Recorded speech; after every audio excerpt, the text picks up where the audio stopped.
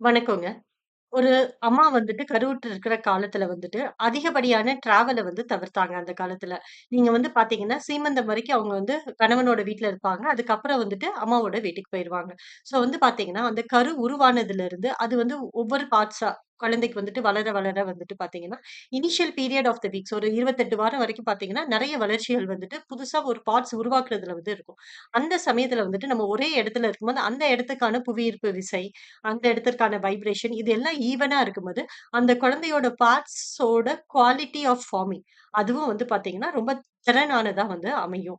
அடிக்கடி டிராவல் பண்ணிட்டு இருக்கவங்களுக்கு வந்து பார்த்தீங்கன்னா, அந்த மாதிரி இருக்காது. சின்ன வயசுல இருக்கும்போது எங்க பாட்டி வந்துட்டு இத வந்து சொல்லுவாங்க. ஒரு கர்ப்பிணி பெண் வந்துட்டு ஒரே இடத்துல வந்துட்டு இருக்கிறது வந்து அவ்ளோ விசேஷம். அதே மாரியான தண்ணீர், காற்று இந்த மாரி எண்ணிலடங்காத நெறைய விஷயங்களும் வந்துட்டு ஒரு குழந்தையோட வளர்ச்சிய வந்துட்டு இன்ஃப்ளூயன்ஸ் பண்ணும் அப்டிம்பாங்க. நன்றிங்க.